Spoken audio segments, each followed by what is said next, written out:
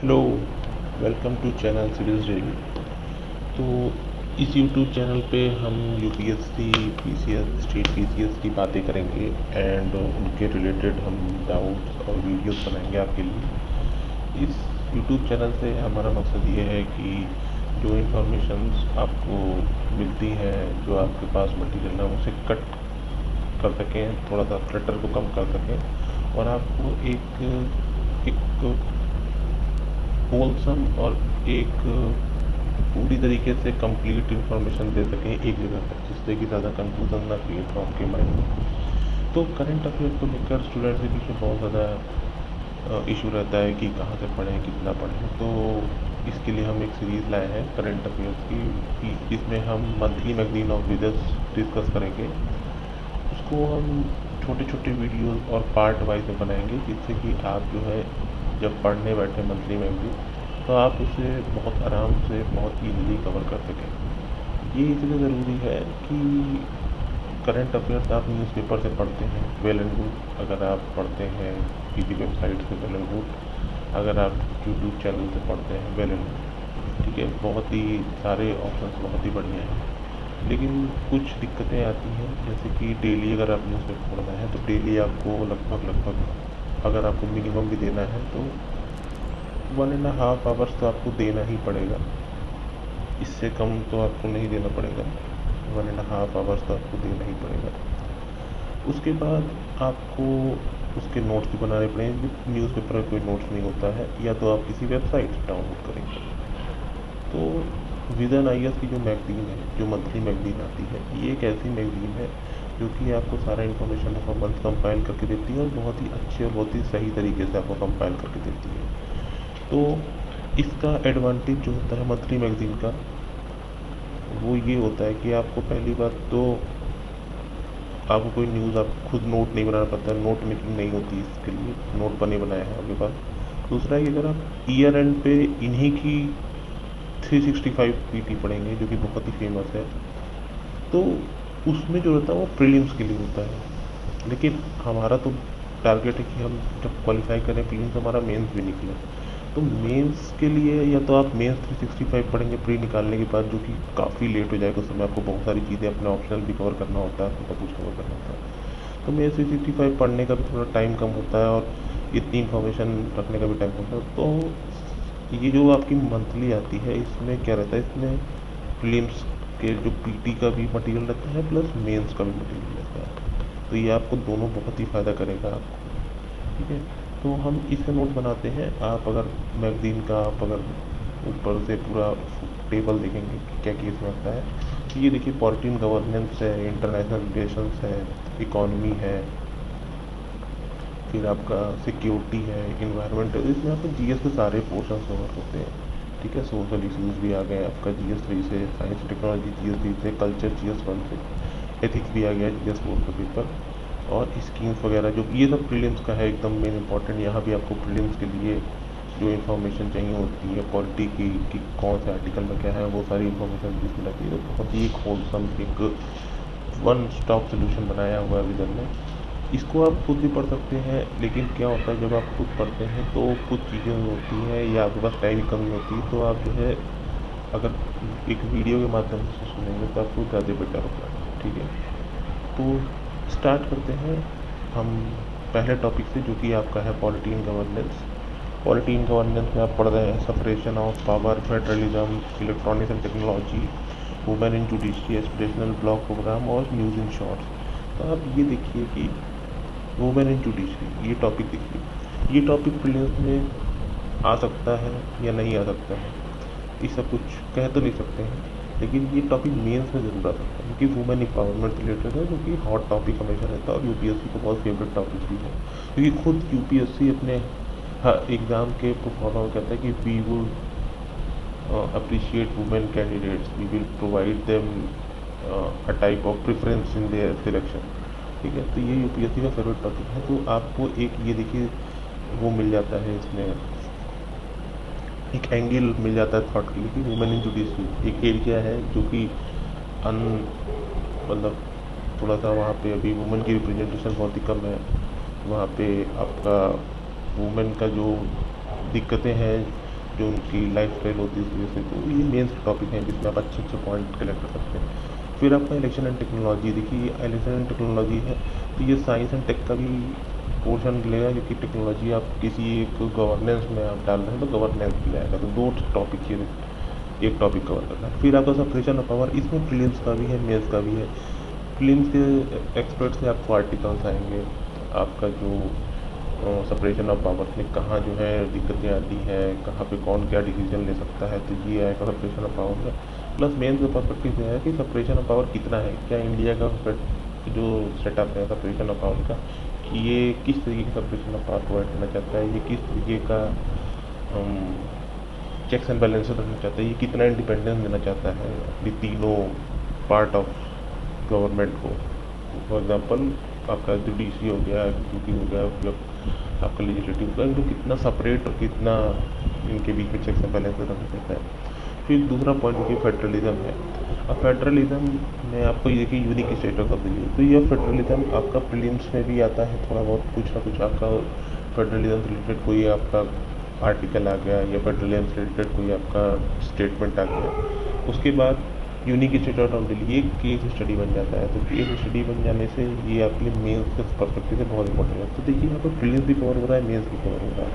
ये news in shorts, अब ये न्यूज़ इन शॉर्ट्स को आप बिल्कुल जो है अगर आप पढ़ेंगे तो ये पूरा प्रीलिम्स रिलेटेड होता है। इसमें आप पढ़ेंगे rule of law index. Rule of law index में जो एक क्वेश्चन आया था प्रीलिम्स 2023 में, कहते हैं जिसमें वो पूछा गया था कि what is rule of law, ठीक है। तो वहाँ पे जो है आपको इसके बारे में इंफॉर्मेशन मिलेगी। सारी इंफॉर्मेशन यहाँ पर दी रहती है, बहुत अच्छे वेल एलुकेटेड तरीके से दी जाती है, बहुत बढ़िया तरीके से यहाँ पर समझाया जाता है, बहुत बढ़िया तरीके से आपको पिक्टोरिकल रिप्रेजेंटेशन दिया जाता है। तो हम स्टार्ट करते हैं थोड़ा सा अपने पहले टॉपिक को, पॉलिटी गवर्नेंस।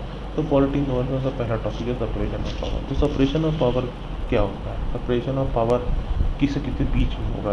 अगर भारतीय कॉन्स्टिट्यूशन के एस्पेक्ट में बात करें तो हमारे यहाँ तीन जो मेन पिलर कह सकते हैं पूरे एक सिस्टम को चलाने के लिए, वो है judiciary, parliament and executive government. अब देखिए एग्जीक्यूटिव गवर्नमेंट जो बोला गया है, एग्जीक्यूटिव गवर्नमेंट मतलब गवर्नमेंट में अगर हम सेंटर में बात करें तो आपको एमपीज होते हैं राज्यसभा और लोकसभा के, उन एमपीज में से आपको एक प्राइम मिनिस्टर मिलता है प्लस काउंसिल ऑफ मिनिस्टर्स मिलते हैं, ठीक है। ये जो काउंसिल ऑफ मिनिस्टर और पार्लियामेंट है, इन्हें हम कहते हैं एग्जीक्यूटिव, और ये एग्जीक्यूटिव होते हैं टेम्परेरी एग्जीक्यूटिव। टेम्परेरी क्यों? क्योंकि इनकी जो टर्म होती है वो 5 साल होती है, 5 साल के बाद उनका चेंज होना होता है। अगर ये मतलब दोबारा सरकार में सेम पार्टी को सेम प्राइम मिनिस्टर नहीं आता तो काउंसिल ऑफ मिनिस्टर भी चेंज होते रहते हैं, तो ये इसलिए टेम्परेरी फिक्स टर्म नहीं है। फिर आपका आता है परमानेंट एग्जीक्यूटिव। परमानेंट एग्जीक्यूटिव आपके होते हैं ऑल इंडिया सर्विसेज वाले। ऑल इंडिया सर्विसेज जिनकी है स्टेट में जो एसडीएम वगैरह है, डीएसपी वगैरह है, वो ऑल इंडिया सर्विसेज, तो उनको भी एग्जीक्यूटिव में ही डाला जाता है और वो परमानेंट एग्जीक्यूटिव है। क्योंकि उनका टेन्योर फिक्स होता है कि अप टू रिटायरमेंट वो काम करेंगे, ठीक है। फिर आपका जुडिशरी में भी आपका high court, supreme court, subordinate courts और पार्लियामेंट तो आप जानते हैं लोकसभा राज्यसभा, ठीक है। तो सेपरेशन ऑफ पावर में क्या न्यूज़ आया हुआ है देखते हैं कि recently demand of executive representation in collegium system, ठीक है। तो अब इस had started debate over doctrine of separation of power and constitutional setup, ठीक है। तो अब इस स्टेटमेंट को पढ़ के लग रहा है कि कोलिजियम सिस्टम में एग्जीक्यूटिव रिप्रेजेंटेशन डालना है और डिबेट स्टार्ट हो गई doctrine of separation of power. तो doctrine of separation of power तो जो मैंने अभी बोला बिल्कुल सेम टू सेम है कि जो पावर्स होती है उन्हें डिवाइड कर देना होता है। सिर्फ एक ही पार्ट ऑफ गवर्नमेंट के पास सारी पावर नहीं होनी चाहिए, एक ही पार्ट ऑफ सिस्टम के पास सारी पावर नहीं होनी चाहिए। हर किसी के पास अपनी अपनी पावर होनी चाहिए अकॉर्डिंग टू द स्पेशलाइजेशन, और उसके बाद उनमें चेक्स एंड बैलेंसेस होना चाहिए कि आपस में आप अपने एक दूसरे को नहीं, आप ये नहीं कर सकते हैं, यहाँ आपकी लिमिट क्रॉस हो गई है, ये कोई बताने वाला चाहिए, ठीक है। इस तरीके से जो है आपका सिस्टम सही तरीके से चलता है। अब ये देखिए डॉक्ट्रिन ऑफ कोलिजियन सिस्टम पे आएगा। तो कोलिजियन सिस्टम क्या है, हम इसको भी जानना चाहेंगे। कोलिजियन सिस्टम पे ऐसा क्या दिक्कत आया कि doctrine of separation of power में डिबेट चल रही है, ठीक है। तो देखिए हम मोर अबाउट न्यूज़ में आते हैं। तो उसमें बोल रहा है कि ministry of law and justice in this letter suggested that union government representative should be included in supreme court collegium and start government representation in high court collegium. तो लॉ एंड जस्टिस मिनिस्ट्री कह रही है कि supreme court में हमको एक executive डालना चाहिए गवर्नमेंट की साइड से, प्लस स्टेट में हमको एक स्टेट की साइड से एग्जीक्यूटिव डालना चाहिए इन कोलिजियन सिस्टम। तो ये कोलिजियन सिस्टम क्या होता है? ये जजेस का सिलेक्शन का एक तरीका होता है। कोलिजियन सिस्टम से जजेस सिलेक्ट होते हैं सुप्रीम कोर्ट और हाई कोर्ट में, ठीक है। तो अब देखिए दूसरी पॉइंट कह रहा है कि वाइस प्रेसिडेंट ने भी कहा है कि वो केस वन एंड भारतीय जजमेंट में जो बेसिक स्ट्रक्चर दिया हुआ है कॉन्स्टिट्यूशन में, उसको वो कहते हैं उसका वो आइडिया उनको अच्छा नहीं लगता है, वो उसको सब्सक्राइब नहीं करते हैं, ठीक है। और apex court bench on delay in appointment of जजेस recommended collegium started at under constitution law declare supreme court is binding on all. तो एपेक्स कोर्ट ने कहा है कि हमारा जो डिले हो रहा है अपॉइंटमेंट में कोलिजियम के द्वारा जो जजेस रिमूव करेगा, ये बता रहे हैं कि हम तो अपना काम जो है कॉन्स्टिट्यूशन में जैसे दिया हुआ है उस तरीके से ही कर रहे हैं, ठीक है। तो अब हम देखते हैं सेपरेशन ऑफ पावर, ये तो आप समझ ही गए हैं। इसके नीचे सेपरेशन ऑफ पावर का जो ये आपका जो ये फ्लो चार्ट बना हुआ है, इसको जरा देखते हैं। तो इसको थोड़ा जूम कर लेते हैं। तो देखिए ये पहला पार्ट कह रहा है सेपरेशन ऑफ पावर में क्या होना चाहिए। Each of the institution can check दिया था। तो मैंने जैसे चेक्स एंड बैलेंसेस की बात करी थी, तो ये चेक एंड बैलेंसेस होते हैं। इसका बहुत छोटा सा एग्जाम्पल है कि जब कोई एक गवर्नमेंट फैसला लेती है, अगर वो कॉन्स्टिट्यूशनल नहीं होता है तो कॉन्स्टिट्यूशनल बेंच कहती है कि ये जो आपने लॉ बनाए हैं अनकॉन्स्टिट्यूशनल है। तो यहाँ पे law making of parliament is checked by the judiciary, legislative is checked by the judiciary, ठीक है। एग्जीक्यूटिव एक कोई फैसला लेते हैं कि इस गांव में कहते हैं इस तरीके का काम नहीं होगा, या वहाँ पे जो है सड़क बननी है या नहीं बननी, इस तरीके को डिसीजन लेते हैं, या यहाँ सड़क जाएगी वहाँ सड़क जाएगी। अगर हम अपील लेकर जाते हैं सुप्रीम कोर्ट की, सर यहाँ सड़क नहीं जानी चाहिए, इस रास्ते से सड़क जानी चाहिए, दूसरे रास्ते से सड़क जानी चाहिए, ठीक है। और सुप्रीम कोर्ट को लगता है कि नहीं बात सही है कि दूसरे रास्ते से जानी चाहिए, जिससे एग्जीक्यूटिव जा रहा है उससे दिक्कत होगी। तो वहाँ पे एग्जीक्यूटिव को भी चेक कर रहा है लेजिस्लेटिव, तो ये चेक्स एंड बैलेंसेस होने चाहिए, ठीक है। उसके बाद दूसरा आता है although absolute and rigid repression of power should not exist in constitution certain article to indicate the separation of power, ठीक है। अब वो कह रहा है कि एब्सोल्यूट सेपरेशन नहीं है, ये तो हमको पता चल गया कि चेक्स एंड बैलेंसेस है, लेकिन कुछ पार्ट ऐसे होने चाहिए जिसमें उन्हीं का करने दिया जाना चाहिए। जो बॉडी जिस काम के लिए बनी है उनको वह काम करने दिया चाहिए, उसमें रोक टोक नहीं होनी चाहिए। हर चीज़ में रोक टोक करेंगे तो स्लो हो जाता है प्रोसेस, ठीक है। इसमें कुछ आर्टिकल्स हैं जो इसको दिखाते हैं कि आर्टिकल 50 की DPSP which dictates state to separate judiciary from executive, ये तो सेल्फ एक्सप्लेनेटरी है कि स्टेट को जुडिशरी से एग्जीक्यूटिव से सेपरेट करना चाहिए, ठीक है। अब आता है article 361 protection of president and governor. तो ये जो आर्टिकल 361 प्रोटेक्शन मिल रही है, ये प्रोटेक्शन मिल रही है प्रेसिडेंट और गवर्नर्स के डिसीजंस मेकिंग का।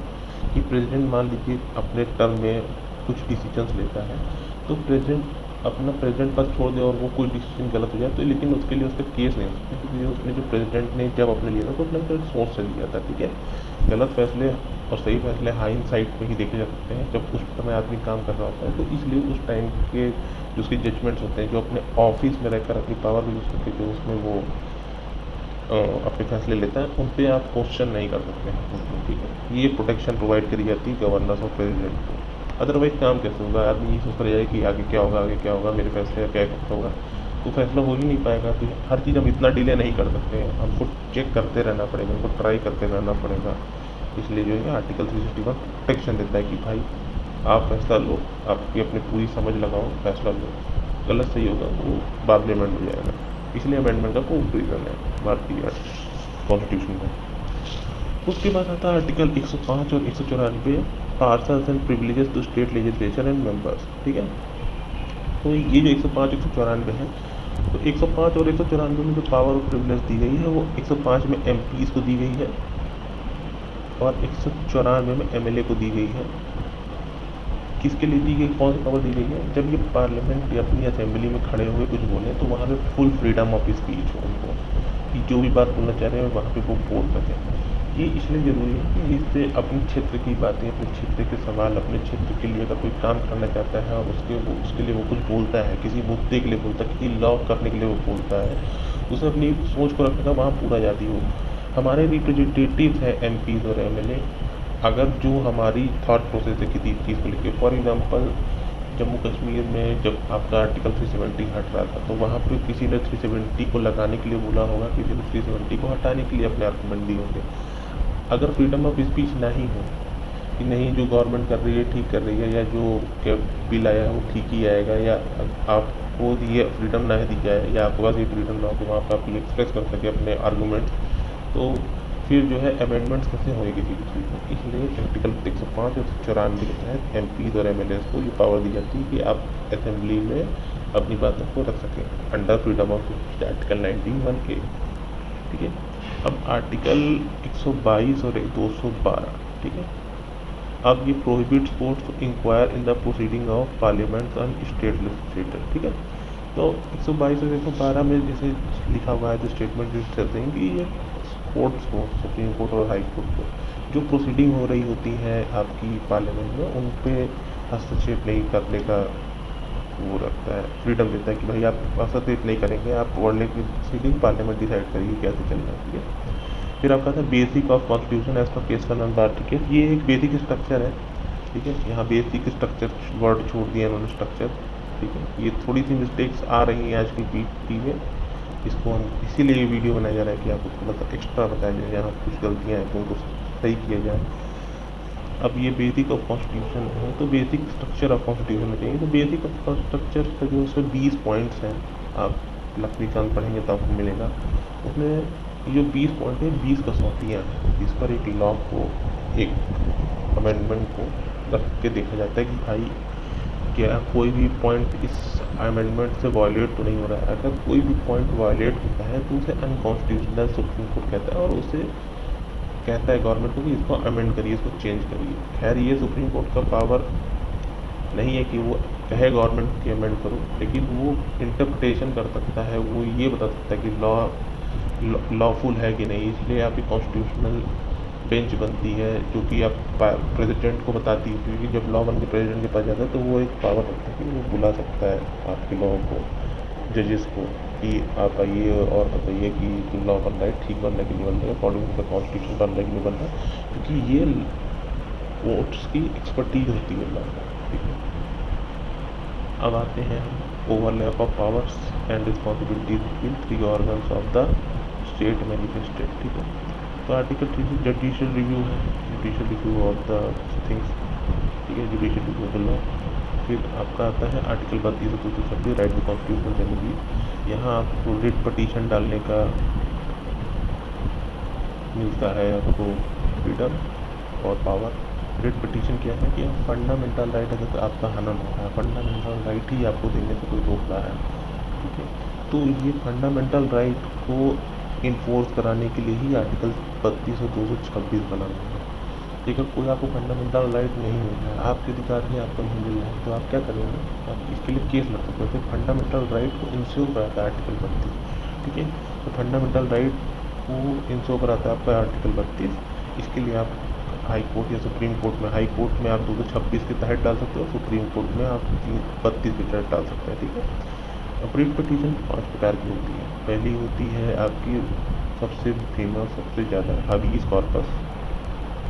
ठीक है, उसके बाद आती है आपकी मैंडेमस, तीसरी आती है को वारंटो, चौथी आती है प्रोहिबिशन, और पाँचवीं आती है सर्क्यूलर। इसकी हम डिटेल्स में नहीं जाएंगे क्योंकि ये वीडियो लंबा हो जाएगा, लेकिन मैं आपको एक सेपरेट वीडियो में बता दूंगा कि इन पाँचों को कैसे, इन पाँचों का क्या मतलब होता है, इनको कैसे इम्प्लीमेंट किया जाता है, इनका एडवांटेज क्या है, इससे सुप्रीम कोर्ट और हाई कोर्ट कैसे डिसीजन लेते हैं, किन किन टाइम पर इस पर हम रिट पटिशन डाल सकते हैं। देखिए इसमें आर्टिकल 142 जो है, article 142 right of the supreme court to do complete justice. तो इसका क्या मतलब है complete justice? Actually supreme court is the apex body, ठीक है, of judgement in India. Law को इंटरप्रेट सुप्रीम कोर्ट से ऊपर इंडिया में कुछ कर नहीं सकता। ठीक है, क्योंकि ये एपेक्स बॉडी है, इसने अगर किसी लॉ को इंटरप्रेट कर दिया कि आर्टिकल एक्स का मतलब ये है, फॉर एग्जांपल आर्टिकल जो आपका राइट टू लाइफ है, राइट टू लाइफ में क्या आता है? Right to life, right to life का मतलब क्या, हम सिर्फ खड़े होकर जिए एक जगह खड़े होकर?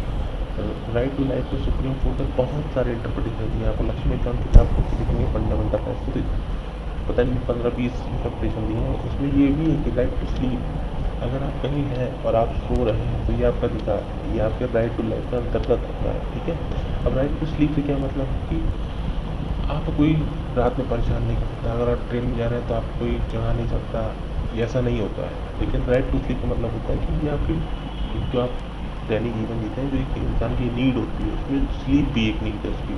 तो सुप्रीम कोर्ट ने कहा है कि यस, राइट टू स्लीप की थी।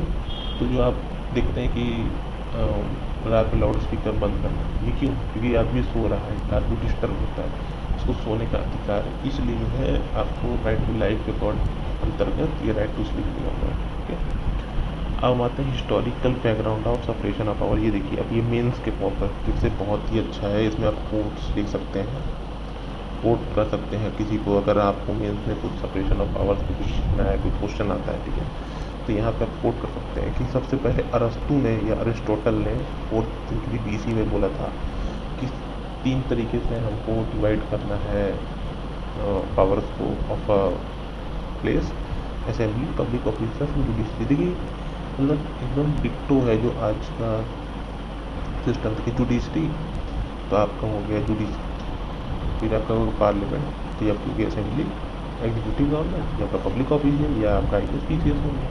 तो बिल्कुल उसी बेस पर आज की जो है डिवीज़न ऑफ पावर करी गई है। मॉडर्न टाइम्स में 18वीं सेंचुरी में आपको मॉन्टेस्क्यू मिलेंगे। फ्रेंच रेवोल्यूशन के दौरान वो भी यही बात करते हैं कि स्पिरिट ऑफ लॉ से सारा गवर्नमेंट होना चाहिए, कॉन्स्टिट्यूशन बनना चाहिए, ठीक है। और ये हाईली सिस्टमेटिक और साइंटिफिक होना चाहिए। देखिए हाईली सिस्टमेटिक का मतलब जैसे हमारे यहाँ 8 शेड्यूल है कॉन्स्टिट्यूशन में, फिर 22 पार्ट है, फिर तो पता नहीं कितने सारे आर्टिकल हैं, मुझे इस समय नंबर नहीं याद है, लेकिन 400+ आर्टिकल्स हैं,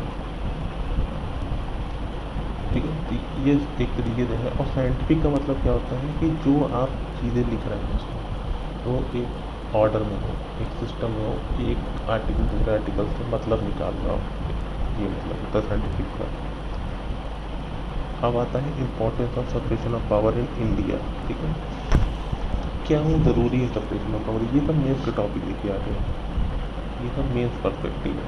अब देखिए यहाँ ऊपर आपको प्रीलिम्स के लिए इतना पूरा आर्टिकल मिला हुआ है, ये पूरा जो है प्रीलिम्स के रिलेटेड है आपका, ठीक है। इसमें आपको फैक्ट्स मिल रहे हैं एक के बाद एक, ठीक है। आपको इसको रिक्लास करने की ज़रूरत है। यहाँ मेंस है तो यहाँ पे आप नोट्स बना सकते हैं, ठीक है। अब आ गया प्रोटेक्शन ऑफ सिटीजन राइट्स, ठीक है। सिटीजन राइट जैसे अभी आपने आर्टिकल 32 और 226 में पढ़ा हुआ है यहाँ पर कि राइट टू कॉन्स्टिट्यूशनल रेमेडी, तो सिटीजन का राइट ही है राइट टू कॉन्स्टिट्यूशनल रेमेडी। ये हमारा कोई फंडामेंटल राइट का हनन होगा तो हम चलेंगे कोर्ट में और मांगेंगे न्याय, ठीक है। तो जुडिशरी भी पहले इंटरप्रेटर ऑफ कॉन्स्टिट्यूशन, देखिए ये आर्टिकल आपका 142 बोल रहा है कि फाइनल इंटरप्रेटर है, एपेक्स बॉडी है, तो वो जो जजमेंट देगी वो फाइनल जजमेंट हो जाएगा, ठीक है। Protect the rights and liberty of citizen by article, अगर सुप्रीम कोर्ट है तो 32 और हाई कोर्ट है तो 226, ठीक है। अब ये देखिए इसे एग्जांपल दिया हुआ है कि 9 जजेस constitutional bench of supreme court in justice KS Kuppuswamy retired versus union of India universally reaffirm the right to privacy the fundamental right in the constitution of India. अब देखिए राइट टू प्राइवेसी का कोई अलग आर्टिकल नहीं है, लेकिन ये fundamental right के अंतर्गत में राइट टू लाइफ के अंतर्गत में राइट टू प्राइवेसी दे दिया गया। क्यों? क्योंकि हम अगर काम करते हैं तो हमें जो है उसको अपना लाइफ प्राइवेट रखने का भी अधिकार है। Up prevents abuse of power. The power are distributed among different institutions. These institutions enjoy only limited powers, which prevents rise of dictatorship, anarchy, and promote constitutional supremacy. ठीक है। अब ये कह रहा है कि जो भी पावर्स है वो डिफरेंट इंस्टीट्यूशन की में बटी हुई है और लिमिटेड पावर, ये देखिए ये बहुत इंपॉर्टेंट है। ये जो लिमिटेड पावर्स शब्द है यही कॉन्स्टिट्यूशन डिफाइन करता है। कॉन्स्टिट्यूशन क्या देता है हमको? कॉन्स्टिट्यूशन यही बताता है कि एक जो हमको रूल कर रही है गवर्नमेंट, या एक जो सिस्टम जो हमको गवर्न करता है गवर्नमेंट, उसकी पावर लिमिट होती है। लिमिट का मतलब ये उनकी आप इतना ही कर सकते हो, आपकी पावर इतनी ही है, वो ये आप किसी को मार नहीं सकते। ये आपकी पावर को डिफाइन करता है कि भाई आप किसी को मार नहीं सकते, आप किसी के साथ बात कर सकते हो, आप किसी के साथ झगड़ा कर सकते हो, आप किसी को मार नहीं सकते टाइम से, ठीक है। ये आपको जो है दिया जाता है कि लिमिटेड पावर्स लिमिट करी गई पावर गवर्नमेंट की, ठीक है। इससे जो होता है आपका, जैसे किंग था पुराने टाइम में, किंग तुगलक सबने पढ़ा है, तुगलक आता था, उसने इब्न बतूता के साथ क्या किया था, इब्न बतूता को कादी बनाया, जेल में डाला, फिर कादी बनाया। बट क्या है इसका बेसिस था, कोई बेसिस नहीं था, सिर्फ उसका मन था जो कर रहा था कि अनलिमिटेड पावर, लिमिट पावर का था। गवर्नमेंट को एक दिशा निर्देश देंगे, रूल्स, एक सेट ऑफ रेगुलेशन देंगे, आपको ये ज़्यादा काम करना है। कॉन्स्टिट्यूशन दे दिया गया है कि ये है, इसको देख के बनाओ सब कुछ। जैसे आप कहीं आप कोई काम करना चाहते हैं तो आपको एक ब्लू प्रिंट दिया जाता है, ब्लू प्रिंट के अकॉर्डिंग आपको काम करना होता है। तो ब्लू प्रिंट आपकी लिमिट है, ब्लू प्रिंट आपका कॉन्स्टिट्यूशन है। अब आता है in short judicial independence. Judiciary को इंडिपेंडेंस देना, इसका इम्पोर्टेंस क्या है? इसका इम्पोर्टेंस ये है कि आपका आर्टिकल 32 फिर से यहीं पर आर्टिकल 32 कि जुडिशरी अगर इंडिपेंडेंट नहीं होगा, किसी के अधीन होगा, तो यहाँ पे आपको कैसे आपकी फ्रीडम, आपकी फंडामेंटल राइट का इम्प्लीमेंटेशन वो इंश्योर कर सकेगा? नहीं कर सकेगा। तो जुडिशियल इंडिपेंडेंस होना चाहिए, जुडिशरी को इतनी पावर होनी चाहिए कि वो क्वेश्चन कर सके टू पार्लियामेंट, लेजिस्लेटिव, क्वेश्चन कर सके एग्जीक्यूटिव से वर्क पे, ठीक है। यहाँ आपका आता है कॉन्स्टिट्यूशनल बेंच आती है, जो लॉ का करेक्टनेस, लॉ कॉन्स्टिट्यूशन के बेस बना है कि नहीं वो देखती है। एग्जीक्यूटिव के लिए आपका हबीज कॉर्पस, मैंडेमस, इनके से आपको इंश्योर कराती है कि जो वो काम कर रहे हैं करते रहती है। अब आता है functional specialisation. It gives function specialisation in different institution, जो कि मैं बात कर रहा था। जैसे अब पुल बनाना है, ब्रिज, अब ब्रिज कौन बनाता था? सिविल इंजीनियर, सिविल इंजीनियर के एग्जीक्यूटिव, ठीक है। इसमें सुप्रीम कोर्ट क्या बता सकता है, या कोई लेजिस्लेचर क्या बता सकता है इसको कि कैसे पुल बनाना है? बजट पास कर सकता है लेजिस्लेचर, सुप्रीम कोर्ट ये कर सकता है कि इसके बीच में धांधली ना हो, इसमें कोई करप्शन ना हो, तो जांच करा सकता है। पुल का डिज़ाइन, पुल में क्या मटेरियल यूज़ होगा, design of bridge, material of bridge, ये तो सिर्फ एग्जीक्यूटिव या सिविल इंजीनियर ही कर सकता है जो हमें बना रहा है। तो इसकी पावर किसको दी जानी चाहिए कि पुल का डिज़ाइन कौन सोचेगा, पुल का मटेरियल कौन बनाएगा, पुल की लेंथ कौन डिसाइड करेगा, पुल कितने पिलर होंगे कौन डिसाइड करेगा, कौन से टाइप का पुल बनेगा कौन डिसाइड करेगा? ये सिविल इंजीनियर डिसाइड करेंगे, एग्जीक्यूटिव डिसाइड करेंगे। इसलिए फंक्शनल स्पेशलाइजेशन। इसका दूसरा एग्जाम्पल लॉ में ले लीजिए। लॉ का सबसे अच्छा जानने वाला कौन है? कोई मिनिस्टर जरूरी नहीं कि लॉ को बहुत अच्छी तरीके से जाने, क्योंकि वहाँ पे तो आपके जो है इलिटरेट भी आ सकते हैं। ये पावर दिया गया है कि इलिटरेट आएगी, वहाँ विजडम चाहिए, लेकिन वो विजडम जो वो देना चाह रहा है वो हो सकता है सही विजडम हो, लेकिन उसके लिए लॉ में प्रोविज़न ना हो, ठीक है। तो ये कौन बताएगा? ये लॉ के एक्सपर्ट बताएंगे। लॉ के एक्सपर्ट कौन है? जजेस, lawyers, attorney general of India, solicitor general of India, ये करते हैं, ये गाइड करते हैं गवर्नमेंट को, ठीक है। इसके बाद इशूज इन मिसलीगलाइजिंग कॉन्फ्लिक्ट अमंग गवर्नमेंट इंस्टीट्यूशन। देखिए अब जो सेपरेशन ऑफ पावर करी गई है और उन्हें चेक्स एंड बैलेंसेस रखेंगे, तो चेक्स एंड बैलेंसेस इतने भी नहीं होने चाहिए कि दूसरा काम ही ना करता। कोई भी चीज़ करने चलो भाई, दूसरे बॉडी जाके कहते नहीं नहीं ये नहीं हो सकता, इसमें आपने ये नहीं किया इसलिए नहीं हो सकता है, तो इससे काम डिले होगा, काम डिले होगा, डेवलपमेंट डिले होगा, डेवलपमेंट डिले होगा तो दिक्कतें आएंगी लोगों को। हर चीज़ में अगर दिक्कत आ रही है, हर चीज़ में दिक्कत आ रही है, हर टाइप की दिक्कत आ रही है, तो ये भी एक दिक्कत है आपकी सेपरेशन ऑफ पावर, ठीक है। तो ये नहीं होनी चाहिए, एक फ्रीडम होनी चाहिए, सेपरेट चेक्स एंड बैलेंसेस होने चाहिए। चेक्स एंड बैलेंसेस लेकिन उतना ही होनी चाहिए जितने वो चेक कर सकें। आप अनलिमिटेड पावर दूसरे पे नहीं अप्लाई कर सकते, ठीक है। अब आता है issues in separation of power. अब इशू पर बात करते हैं कि ये तो हमको बताया था कि इंडिया में सेपरेशन ऑफ पावर कैसी है और क्यों है और इसके फ़ायदे क्या क्या मिल रहे हैं हमको, ठीक है। ये आपका पॉइंट है। अब दूसरी issues of separation of power in India, deadlock between executive and judiciary, ठीक है। अब इसमें डेडलॉक का क्या मतलब है? डेडलॉक का मतलब ये होता है कि दोनों ही नहीं फंक्शन कर पा रहे हैं, ठीक है। फॉर एग्जाम्पल हम बहुत छोटा एग्जाम्पल लेते हैं, ठीक है। मान लीजिए कोई रोड बनने जा रही है किसी एरिया से, पॉइंट ए से पॉइंट बी के बीच में, ठीक है। अब वो रोड जब बनने का प्लान आया पॉइंट ए से पॉइंट बी, तो पॉइंट ए से पॉइंट बी दो रास्ते हैं, एक सी होकर जा रहा है, ये थोड़ा सा छोटा डायग्राम है, मैं यहाँ पे नहीं बनाता हूँ, यहाँ पे भी इसको हटा देते हैं, समझा दिए। रोड जा रही है तो ए से बी से जाना है रोड, और एक पॉइंट सी से होकर जा सकते हो आप, एक पॉइंट डी से होकर जा सकते हो। अगर डी से जाते हैं तो 4 घर वो 1 घर टूटेगा, और सी से जा रहे हैं तो 5 घर टूटेंगे, ठीक है। तो लोग आते ही कहते हैं सर इधर से 5 टूट रहे हैं, इधर से 1 टूट रहा है, तो आप ई रास्ते से चलते हैं, ई रास्ते से चले जाओ, एक घर नहीं टूटेगा। अब इस अगर एक घर, ये जो 5 घर तोड़ने वाला रास्ता है, इसको चलिए एग्जीक्यूटिव में कहा तो ठीक है 5 घर नहीं, 1 घर वाला ले लेंगे, लेकिन हम ई वाला ले सकते हैं क्योंकि इसका मटीरियल ज़्यादा लगेगा, ठीक है। और जो दिक्कतें थी कि लोग डी से क्यों हम सड़क बना रहे थे, क्योंकि यहीं से लोग निकल रहे थे, एक शॉर्टकट रास्ता है यहाँ से, यहीं से लोग निकल रहे थे, तो हमने सोचा यहाँ पर रोड बना देंगे, सिर्फ एक घर नुकसान होगा, उसको पेमेंट कर देंगे। वो एक घर वाला पहुँच गया सुप्रीम कोर्ट कि भैया हमारा घर तोड़ रहे हैं, ठीक है, लेके पहुँच गया सुप्रीम कोर्ट, और या हाई कोर्ट या अपने जो भी आसपास का कोर्ट होगा उस सिटी का, और स्टे ऑर्डर ले लिया। अब स्टे ऑर्डर होने के बाद जो गवर्नमेंट के लॉयर होंगे और जो उस आदमी का लॉयर होगा, दोनों का आर्गूमेंट सुनने का जब तक डिसाइड नहीं होगा तो ये डेडलॉक हुआ, क्योंकि एक घर की वजह से पूरा जो आपका ए का पॉपुलेशन का बी का पॉपुलेशन का मूवमेंट रुक रहा है, ठीक है। ये डेडलॉक बना देता है इस तरीके से, ठीक है।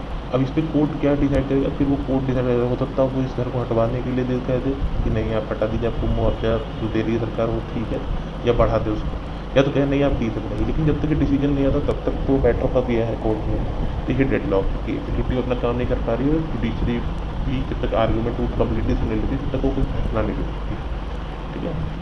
अब इसका एक एग्जांपल जो मैंने दिया है, उसके अलावा जो एग्जांपल जो इस न्यूज़ से रिलेट करता है वो है एनजीएसी को उन्होंने स्ट्रक डाउन किया। एनजीएसी क्या है, नेशनल जुडिशियल अपॉइंटमेंट कमीशन।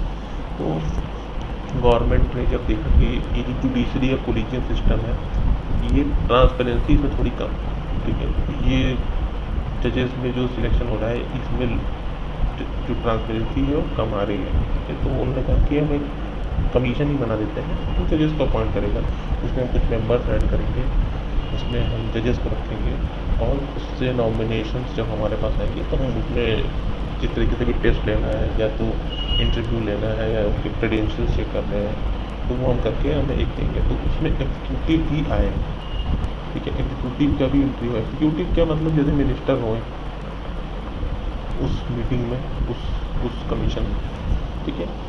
अगर सुप्रीम कोर्ट रिलेटेड चेक हो रहा है तो सेंट्रल मिनिस्टर और स्टेट में हो रहा है तो स्टेट मिनिस्टर, और प्लस कुछ और मेंबर जो एक आपके सोसाइटी से रिलेटेड मेंबर हो, एक आपके जज CJI हों, एक सीनियर मोस्ट जज हों सुप्रीम कोर्ट के, इस तरीके से 5-6 लोगों के मेंबर बनते थे, ठीक है। तो लेकिन जुडिशरी ने कहा है कि नहीं, अगर हम एनजीएसी से करेंगे अपॉइंटमेंट तो ये हमारी सेपरेशन ऑफ पावर जो हमको इंडिपेंडेंस मिली हुई है कि हम अपने लिए अपना काम कर सकते हैं, हम स्पेशलाइजेशन रखते हैं, उसका हमको जो है लॉस हो रहा है, ठीक है, हमारा फ्रीडम जा रहा है सिलेक्शन ऑफ जजेस। तो इससे आप लेजिस्लेचर का इन्फ्लुएंस हो जाएगा या एग्जीक्यूटिव का इन्फ्लुएंस हो जाएगा ऑन द पार्ट जुडिशरी, ठीक है, क्योंकि नहीं होना चाहिए in the ideal scenario of separation of power, ठीक है। और वही चैलेंजेस देख रहे हैं, चैलेंजेस में क्या है कि this doctrine is based on assumption that three functions of government are independent and distinguishable from another।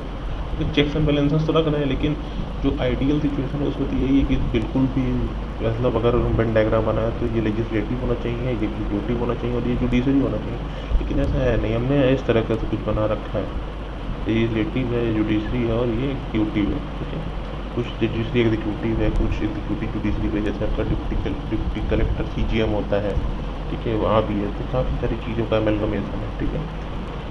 उसके बाद if the legislature can only legislate it में face difficulties in punishing someone who commits a breach of its privilege as could be seen as a quasi judicial function, ठीक है ना। अब जैसे legislature ही सारा legislation करेगा तो उसमें दिक्कत नहीं है, तो अपना उसका लेजिस्लेचर कौन करेगा।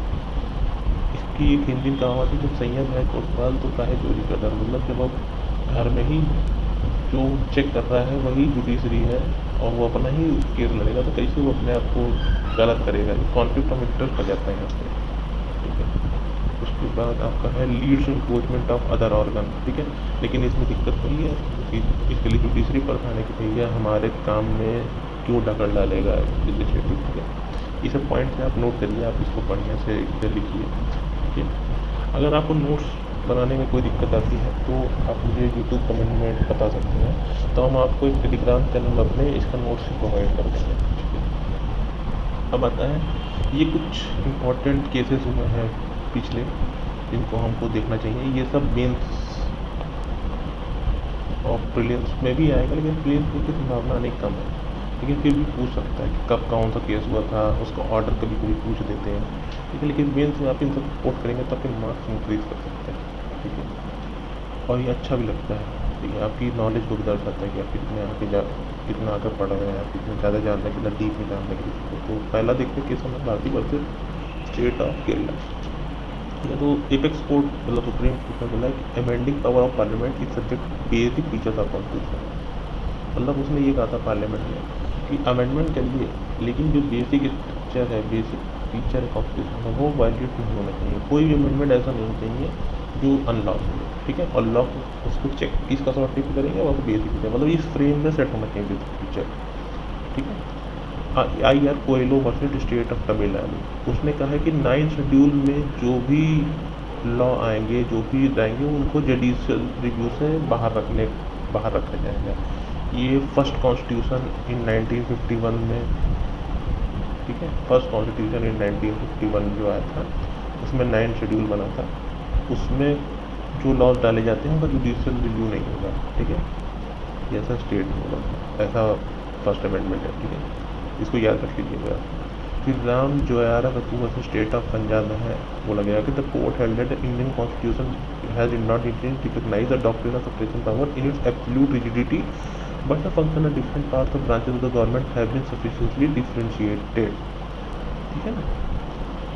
तो उन्होंने बोला है कि इंडियन कॉन्स्टिट्यूशन में जो सेपरेशन ऑफ पावर की, वो ट्रू सेपरेशन ऑफ पावर नहीं है, ठीक है। हर चीज़ में चेक्स एंड बैलेंसेज, लेकिन जितना इंडिपेंडेंस दिया गया है that is very much sufficient एक अच्छी गवर्नमेंट को रन करने के लिए, ठीक है। तो ये आप साइड कर सकते हैं। अगर आप कहें कि इंडिया का सेपरेशन ऑफ पावर इस मतलब जो है वो इफेक्टिव है कि नहीं है, तो ये आप स्टेट कर सकते हैं इसमें, ठीक है। फिर T Kandasan versus state of Tamil Nadu है कि constitution has invested the constitutional courts with the power to invalidate law made by parliament and state legislature constitutional transgressing constitutional limitation. तो ये सेम चीज़ है, बेसिक स्ट्रक्चर है, ठीक है। तो ये बेसिक स्ट्रक्चर बनाने की पावर किसने दी है कोर्ट को? ये T Kandasan versus state of Tamil Nadu में उनका कोर्ट कह रहा है, तमिलनाडु हाई कोर्ट की कॉन्स्टिट्यूशन नहीं बोला है कि भैया कोर्ट ही फाइनल इंटरप्रेटर है ऑफ एनी लॉ, तो वही बताएगा, वही एक्सपर्ट है कोई लॉ जो बना है वो अनकॉन्स्टिट्यूशनल है कि नहीं है, सीधी साफ बात। गोलकनाथ स्टेट ऑफ पंजाब, ये इस केस में जो बोला गया है कि 3 organ of government are expected to exercise their functions within their limits and keeping in mind certain encroachment assigned by the constitution. तो इसमें गोलकनाथ स्टेट ऑफ पंजाब में ये बोला गया है कि भैया अपना काम करिए, कोई भी एक ऑर्गन ऑफ गवर्नमेंट अपना काम करिए, लेकिन आपको चेक्स एंड बैलेंसेस से छूट नहीं है, ठीक है। और जो आपकी लिमिटेशन है उसमें रहे काम करिए, क्योंकि बिल्कुल कॉन्स्टिट्यूशन में फंडा ही चाहिए कि आपको एक फ्रेमवर्क दिया जाए, प्लीज़ फॉलो द फ्रेमवर्क, ठीक, दैट्स द ओनली थिंग। अगर नहीं फ्रेमवर्क फॉलो करोगे तो अनलॉफुल हो जाएगा और कोर्ट ही फाइनल इंटरप्रेटर को वो अपना बता देगा, ठीक है। फिर Kartar Singh versus state of Punjab में बोला है it's the function of legislature to make the law, ठीक है, executive to implement the law and judiciary to interpret the law within the limits set down by the constitution. ये तो मुझे लगता है एकदम, इसे कह सकते हैं कि इससे क्रिस्प स्टेटमेंट आप इसे अगर कोट करेंगे, इससे क्रिस्प स्टेटमेंट आपको बुक में भी नहीं मिलेगा, ठीक है। अगर आप इसे कोट करते हैं कि it's the function of legislature to make the law, executive to implement the law and judiciary to interpret the law with the limits set by the constitution, ये कंप्लीट स्टेटमेंट है। अगर आप इसे कहीं भी डेफिनेशन में लिखते हैं कि what is the function of judiciary, what and elaborate function of judiciary को वो लेजिस्लेटिव, तो आप ये लिख दीजिए, इससे अच्छा कुछ नहीं लिख सकता। फिर ये पॉइंट आता है अफोर्डेबल एंड एक्सेसिबल जस्टिस। तो इसके लिए बहुत सारे काम किया जा रहा है कि किस तरीके से जो जस्टिस है उसको अफोर्डेबल बना सके।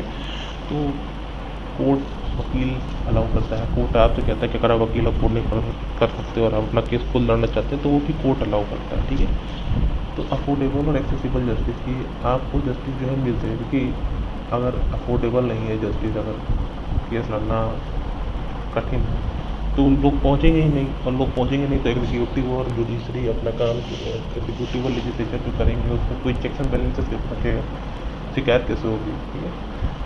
तो इसकी नीड है, इसकी नीड क्यों है, अफोर्डेबल, क्योंकि हायर फीस है, टॉप लॉयर, सुप्रीम कोर्ट, इसलिए लोग नहीं जाते हैं। Addition of court fees, yearly इसमें 25% अबव द कोर्ट फीस, जितना खर्चा होता है उसमें कोर्ट फीस भी होता है।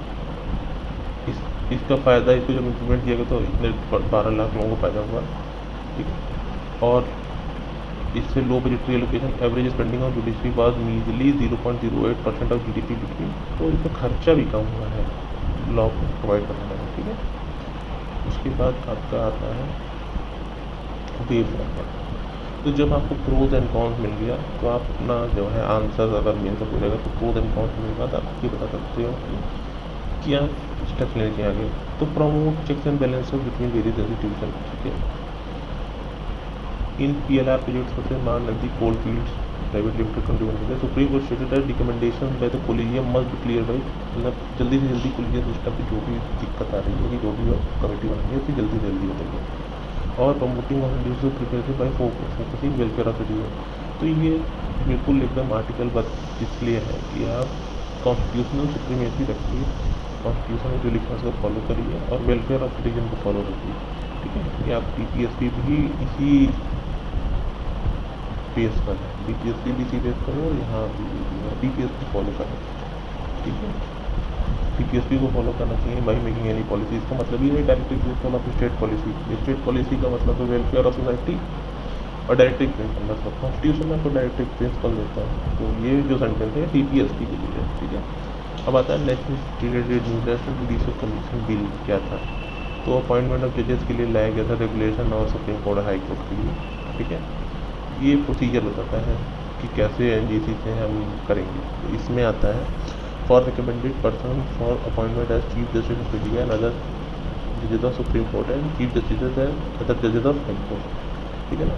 तो ये रिकमेंडेशन कैसे आएंगी, कैसे हम रिकमेंडेशन लेंगे, उसके लिए है ट्रांसफ़र और जुडिशियल स्टैंडर्ड्स को चेक करने के लिए भी इस कमेटी के पास पावर होगी। Credible entertainment mechanism for investigating individual complaint from behaviour and capacity of a जज एंड सुप्रीम कोर्ट, मतलब अगर कोई जज जो है उसको मिसबिहेव करता है तो इसको भी चेक करने की पावर जो है NJC में होगी। For the presentation of an address present relation to removal of a जज, तो अगर रिमूवल ऑफ अ जज होगा तो इसकी प्रोसीडिंग में भी NJC का काम होगा। अब आते हैं फेडरलिज्म पर, यूनिक स्टेट। जो फेडरलिज्म जो पता है कि आपका जो लेवल होता है, फेडरलिज्म क्या होता है, फेडरलिज्म होता है कि आपकी जो गवर्नमेंट होती है, आपकी जो गवर्नेंस होती है उसके 2 लेवल होते हैं, एक सेंट्रल लेवल, स्टेट लेवल, ठीक है। फॉर एग्जाम्पल हमारी यूनियन गवर्नमेंट है, स्टेट में स्टेट गवर्नमेंट होती है। तो ये जो है फेडरलिज्म का डेफिनेशन होता है कि 2 लेवल की गवर्नमेंट कम से कम होनी चाहिए, ठीक है। India is a quasi federal. Quasi federal का मतलब क्या होता है, फेडरल में ये होता है कि स्टेट जो लॉ बनाता है सेंटर प्रोसीड नहीं कर सकता। सेंटर अपने टॉपिक पे लॉ बनाएगा, स्टेट अपने टॉपिक पे लॉ बनाएगा, दोनों एक दूसरे के लॉ स्टेट टॉपिक को छुएंगे नहीं। टॉपिक्स मतलब पुलिस पे स्टेट लॉ बना सकता है तो सेंटर बना ही नहीं सकता। सेंटर अगर मिलिट्री बनाता तो स्टेट बना ही नहीं सकता चीज़। India is quasi federal. India is a federal country with more unitary in nature, ठीक है। हमारे यहाँ यूनियन को ज़्यादा पावर दी गई है कंपेयर टू स्टेट, ठीक है। इसलिए हमें क्वासी फेडरल होती है कि स्टेट में तो फेडरलिज्म का ट्रू फेडरलिज्म है, तो हमें स्टेट को ज़्यादा पावर देना पड़ता है। एक चीज़ है, इंडिया में आप सेपरेशन ऑफ पावर दिख रहे हैं, इंडिया में आप फेडरलिज्म दिखेंगे, ठीक है। India is not truly anything, ठीक है। India is not truly federalism, India is not truly separation of power, India doesn't have, but India is uniquely federal, ठीक है। अब ये स्टेटमेंट डाल सकते हैं कि यूनिक है हमारा फेडरलिज्म। हम स्टेट को पावर देते हैं, हम सेंटर को भी पावर देते हैं, हम ये भी कहते हैं कि आप अपने अपने कानून बना सकते हैं, लेकिन यूनिक इस सेंस में है कि नहीं है, हम कहीं किसी न किसी सिचुएशन में इस चीज़ को चेंज नहीं कर सकते। हम यूनिक हैं, मतलब ट्रूली कुछ नहीं लेकिन हम यूनिक हैं, ठीक है। हमारा कॉन्स्टिट्यूशन इस चीज़ से बना हुआ।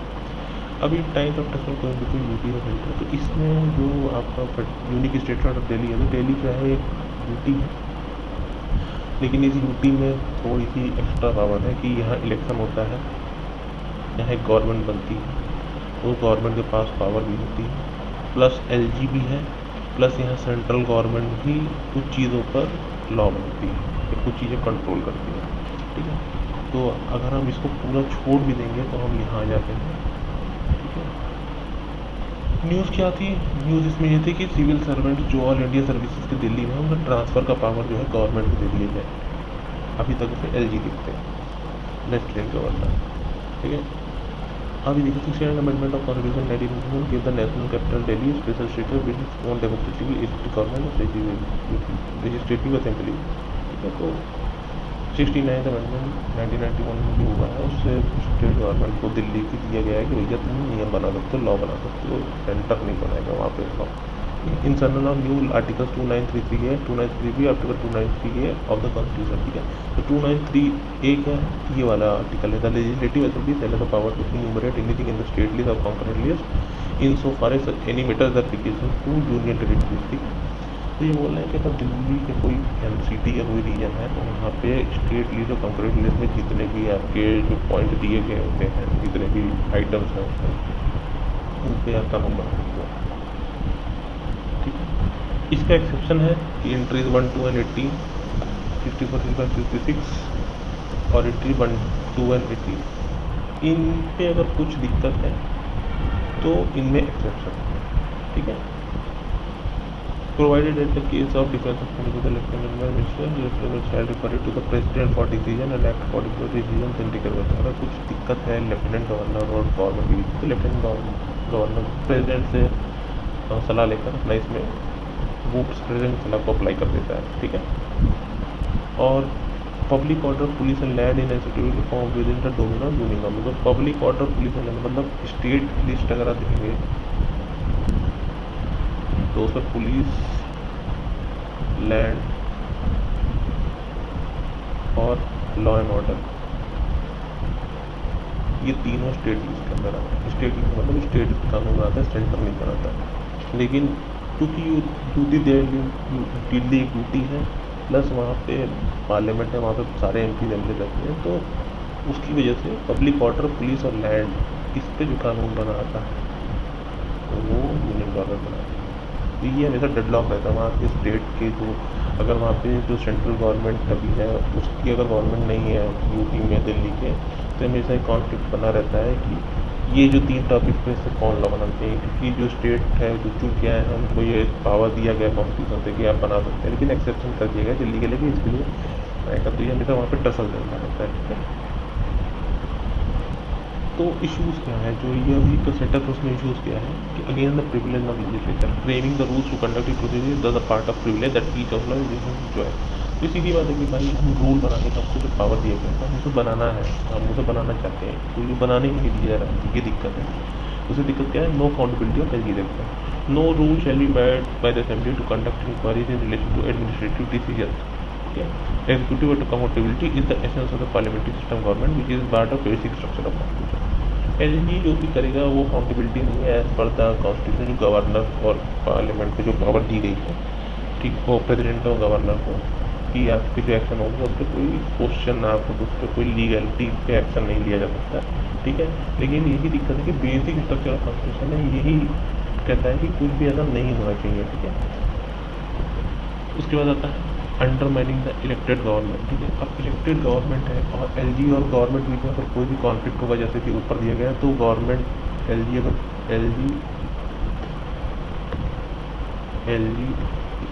एंड जो गवर्नमेंट है दिल्ली की उसमें कोई कॉन्फ्लिक्ट होगा, एलजी प्रेसिडेंट के पास जाता है और प्रेसिडेंट जो है जो बताएगा वो एलजी जो है इम्प्लीमेंट कर देगा।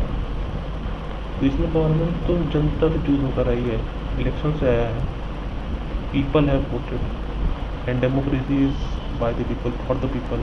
तो पीपल का बात तो सुना ही नहीं, प्रेसिडेंट से आगे वापस घूम के तो फैसला इम्प्लीमेंटेशन होना है। तो यहाँ पे एक कॉन्फ्लिक्ट ऑफ इंटरेस्ट कह सकते हैं या इशू कह सकते हैं, डेडलॉक कह सकते हैं। ठीक है, इसमें अंडरमाइन हो जाती है इलेक्ट्रिक फॉर्म में। ठीक है, article 29(3) 239 AB provides President rule in Delhi when the administration of Delhi territory cannot be created by according with the provisions of article. President rule is imposed on the report of LG. तो देखिए president rule is impose on the report of LG. अब LG अपने मन से कोई report बना के president को दे सकता है, ये भी दिक्कत आ जाती है. तो इसने कह दिया भाई जो अगर उसका मन का नहीं हो रहा तो वो प्रेसिडेंट को बोल देगा भाई ये नहीं हो रहा है सही, दिल्ली गवर्नमेंट काम नहीं कर पा रही, या प्रेसिडेंट रूल लगा दो. ठीक है, LG में 5 लोग हैं नहीं, LG तो एक ही आदमी बनता है. ठीक है, ये दिक्कत हो सकती है. ठीक है, अब ये देखिए हम देखते हैं difference between LG power and Delhi और पुडुचेरी. तो पुडुचेरी भी आपकी एक यूटी है और LG मतलब दिल्ली में भी है. ठीक है, LG दोनों जगह है. ठीक है, तो देखते हैं डिफरेंस पावर क्या है. Executive of Delhi has executive functions. ठीक है, अंडर आर्टिकल 239 ऑफ कॉन्स्टिट्यूशन. और पब्लिक ऑर्डर पुलिस लैंडमेन कंसल्टेशन विद चीफ मिनिस्टर वो बना सकता है. ठीक है, और GNPC अमेंडमेंट एक्ट बना सकते के अंतर्गत जो काम करता है. ठीक है, जबकि LG पुडुचेरी जो है वो गवर्नमेंट का यूनिट टेरिटरी में 1963 काम कर सकता है. आर्टिकल 239 कॉन्स्टिट्यूशन में GNCT clearly underline that Delhi the UT where centre has a much more prominent role as in Puducherry. ये आपको जो क्लियर इंडिकेशन दे रहा है कि दिल्ली यूटी है क्योंकि वहाँ सेंट्रल गवर्नमेंट भी रहती है उसी सिटी में, दिल्ली सिटी में, और स्टेट भी वहाँ पर यूज़ कर सकता है. लेकिन इसलिए वहाँ पे कुछ चीज़ें जो है सेंट्रल गवर्नमेंट अपने हाथ में रखती है. जो कुछ चीज़ें हैं वो ये 3 चीज़ें पब्लिक ऑर्डर पुलिस एंड क्योंकि हर जगह स्टेट अपने तो प्योरली स्टेट है. और बाकी यूटी में ऐसा इलेक्शन कुछ होता नहीं है तो वहाँ कोई दिक्कत नहीं. वहाँ यही सब काम कर रहे होते तो वहाँ भी कोई कॉन्फ्लिक्ट नहीं. दिल्ली में ये कॉन्फ्लिक्ट है. वे फॉरवर्ड क्या है, कोलैबोरेशन. अच्छा, एडेप्टिव फाइन बैलेंस की मतलब बैलेंस कितना ऑर्डर लेना चाहिए कितना नहीं लेना चाहिए, ये भी बैलेंस बना लिया है. रिड्यूसिंग पॉलिटिसाइजेशन का हो कि हर बात पे गवर्नमेंट जो वहाँ की है वो ना परेशान करे LG को, ना LG हर बात में गवर्नमेंट की उसको टोके. ठीक, क्लियर इंटरप्रिटेशन. जो भी लॉ बने उसका इंटरप्रिटेशन सही से हो, क्लियरली हो कि भाई ये लॉ अगर बना है तो LG जो है किसी सूरत में नहीं रह सकता. LG का काम अगर ये है तो वो पूरी तरीके से फुली इंटरप्रिटेड. ठीक है, बाय द लेजिस्लेचर. ठीक है, अब ये देखिए मेंस के लिए आ गया है और टॉपिक इलेक्शन एंड टेक्नोलॉजी. तो टेक्नोलॉजी को इलेक्शन में क्या फायदा होता है, अगर इलेक्शन में यूज़ हम करें तो सब क्या इफेक्ट पड़ेगा इलेक्शन में. ठीक है, तो हम ये देखें क्या क्या एक्टिविटीज़ होती हैं और उसमें क्या क्या रोल होता है. जो इसका न्यूज़ है वो कुछ ज़्यादा खास नहीं है, वो आप बहुत आसानी से मैं आपको भी बता दूँगा. लेकिन ये चीज़ ज़्यादा जल्दी यहाँ से स्टार्ट कर रहा हूँ कि प्री इलेक्शन एक्टिविटीज़ में आपका कहाँ पे जो है वर्क होता है. तो पहला होता है इलेक्टोरल रोल मैनेजमेंट सिस्टम. यहाँ पे आपकी टेक्नोलॉजी आ सकती है, एक डेटाबेस बना सकते हैं हम अच्छा, जिसमें सारे उनके जो फील्ड्स होंगे उनको फिल कराएंगे. Age, gender, date of birth, place, booth सब फील्ड हो अच्छे से. ज़्यादा तेज़ी से लोग एक्सट्रैक्ट करते हैं इन्फॉर्मेशन, ज़्यादा तेज़ी से गवर्नमेंट एक्सट्रैक्ट करती है इन्फॉर्मेशन, ज़्यादा तेज़ी से ECI एक्सट्रैक्ट करती है इन्फॉर्मेशन, वो सब जल्दी बात करते हैं. तो जो हमारे इलेक्शन होते हैं उत्तर प्रदेश जैसे स्टेट में वहाँ 15 दिन लग जाते हैं सारे इलेक्शन कराने में, 1 मंथ भी लग जाता है. ठीक है, तो ये जो टाइम है सब कम करना चाहते हैं क्योंकि इसमें आपका बहुत ज़्यादा पैसा खर्च होता है, बहुत ज़्यादा रिसोर्सेज खर्च होता है, सारे डिपार्टमेंट के लोग लग जाते हैं इस खर्च करने में. तो जितना सस्ता और जितना जल्दी और जितना एफिशिएंटली कर सकते हैं वो मैटर करेगा कि आप किस तरीके से इलेक्शन जो है आपके देश में आगे होंगे. जितना ज़्यादा एफिशिएंट होगा ECI, जितना ज़्यादा ट्रांसपेरेंट होगा ECI, उतना ही ज़्यादा सही गवर्नमेंट बनेगी सेंटर में, उतना ही ज़्यादा सही काम. ठीक है, तो electronic management system automatic ECI field function. तो वही मैंने बताया फील्ड जो होती है. फील्ड क्या होता है, जैसे एक आपका मान लीजिए एक्सेल है, आपने स्कूल पर रजिस्टर्ड देखा होगा तो वहाँ पे नेम लिखा रहता है, रोल नंबर लिखा रहता है, फिर आपकी पहली तारीख को, दूसरी तारीख को, तीसरी तारीख को, चौथी तारीख को अटेंडेंस मान लीजिए लिखी हुई है. ठीक है, तो ये जो है ना ये सब फील्ड्स हैं.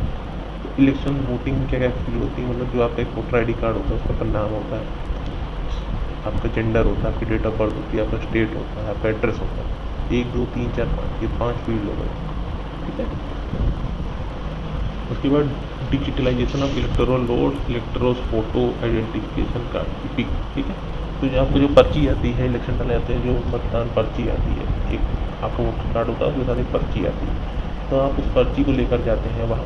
आपके आईडी कार्ड में बूथ का नाम तो नहीं लिखा होता है, ना बूथ का नंबर लिखा होता है, तो आपको किस जगह पर जाकर वोट डालना है ये आपको पर्ची में नहीं पता चलता है। तो अगर डिजिटल होगा तो आपके मेल से आ जाएगा, आपको हो सकता है मोबाइल पे SMS आ जाए आपको, और आपको मोबाइल नंबर आपके वोटर ID कार्ड में है तो आपको मोबाइल नंबर बता दें, या वेबसाइट में जाकर आप डाउनलोड कर सकते हैं अपना वोटर ID नंबर डाल के। इसमें भी टेक्नोलॉजी का अच्छा यूज़ है।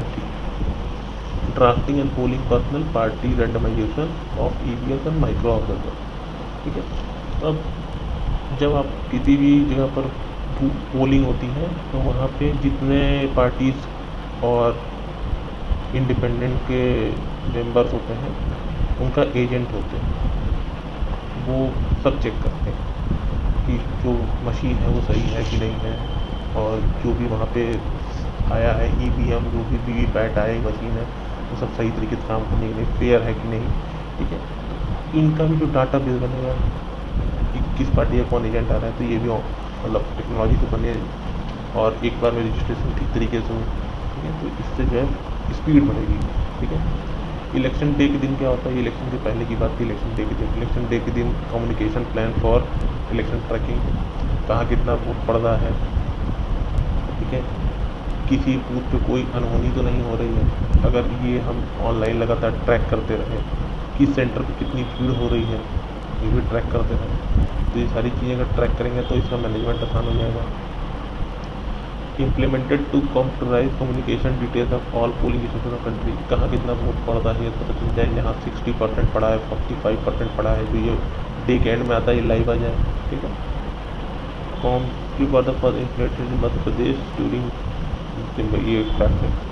Webcasting video streaming of poll proceeding. ठीक है। अगर वहाँ पे लाइव आ रहा होगा, अगर आपके बूथ का किसी भी जगह पर आपकी इलेक्शन कमीशन की वेबसाइट पर मान लीजिए आता है कि यहाँ वोट पड़ रहा है, तो जो बूथ कैप्चरिंग होता है वो भी पता चल जाएगा। ठीक है। During Lok Sabha election for the first time Tamil Nadu with the live recording, ये भी होगा पोस्ट इलेक्शन। अब इलेक्शन से पहले इतनी चीज़ें थी, इलेक्शन के बाद इतनी चीज़ें हैं। अब इलेक्शन के दिन इतनी चीज़ों के लिए यूज़ करनी, इलेक्शन के बाद की होगी। रिजल्ट स्टैंड्स डिसिग्नेशन, अब जिस दिन इलेक्शन आता है, जिस रिजल्ट आता है उस दिन इस पार्टी ने इतना जीता, इस क्षेत्र से इतना जीता, ठीक है, इतना उसको परसेंटेज ऑफ वोट मिला, ये सारा जो स्टैटिस्टिक्स आता है इसमें भी टेक्नोलॉजी काम होता है कि जल्दी जल्दी जो है उसको पूरा डेटा को शो कर सके, पाई चार्ट में शो कर सके। आप इलेक्शन कमीशन की वेबसाइट पर खोल के देखिए कि कैसे सेमी सर्किल में आता है, जिसमें इस तरीके से जो है आपको कलर करके दिखाते हैं, वो अलग अलग कलर से अगर मैं दिखाना चाहूँ तो जैसे ये होगा आपका 2 पार्टी का हो गया, फिर एक तीसरी पार्टी का हो गया, इस तरीके से जो है पाई चार्ट बन के आता है। ठीक है। तो इस तरीके से ट्रेंड्स आते हैं। फिर आपको कुछ जगह पे जो है बार ग्राफ में भी दिखाते हैं कि रेड से एक पार्टी का दिखा देंगे, फिर ब्लू से एक पार्टी का दिखा देंगे, फिर इस तरह येलो से एक पार्टी का दिखा देंगे कि इसको इतनी सीट मिली है, इसको इतनी सीट मिली है। इस तरीके से जो रिप्रेजेंटेशन होता है वो देखने में अच्छा लगता है और इससे इन्फॉर्मेशन आपको ज़्यादा जल्दी ज़्यादा आसानी से मिल जाती है। Other activity related to election अगर हम देखें, design and hosting of CEO website कुछ चीज़ इलेक्शन ऑफिसर की ECI की, इसको चलाने के लिए भी टेक्नोलॉजी लगेगी गवर्नमेंट के। इलेक्टोरल रोल्स को होस्ट करना, इलेक्टोरल रोल्स को होस्ट करने का मतलब ये है कि एक मान लीजिए आपका सर्वर जिसे हम कहते हैं, जो हम सुनते हैं बहुत ही कॉमन, सर्वर डाउन हो गया। आप एडमिट कार्ड निकालने जाते हैं अपने, जब एग्ज़ाम आता है तो सर्वर डाउन हो जाता है। सर्वर डाउन से क्या मतलब होता है कि इस सर्वर पे मान लीजिए एक ये तार लगा हुआ है सर्वर में, ये इंटरनेट का तार लगा हुआ है सर्वर पे। बहुत ही मैं बेसिक बता रहा हूँ, ये बिल्कुल भी टेक्निकल नहीं है, लेकिन मैं जो बता रहा हूँ उससे आपको थोड़ा सा क्लियर हो जाएगा कि ये सर्वर डाउन होने का क्या सिस्टम होता है। कि ये देखिए यहाँ पे तार लगा हुआ है इंटरनेट पे, तो इंटरनेट आ रहा है यहाँ पे अंदर, बहुत ही खराब इसका मैं प्रेजेंटेशन दे रहा हूँ, लेकिन थोड़ा सा इसको समझ में आएगा, आपको बेसिक समझ में आएगा। इसमें आप टेक्निकल जार्गन डाल दोगे तो ये इन्फॉर्मेशन सही हो जाएगी। ठीक है। सर्वर में ये इंटरनेट आ रहा है, तो आप मान लीजिए घर में बैठे हो, ये मैं बैठा हूँ, मुझे एडमिट कार्ड चाहिए, मैंने अपना मोबाइल लिया था, इसे मैंने क्लिक किया, ये यहाँ पे इसके सर्वर पर रिक्वेस्ट जा रही है। अब इसको 10 लाख कर दिए तो यहाँ 10 लाख रुपये जाएगी। ठीक है, 10 लाख रुपये जाने का मतलब क्या है?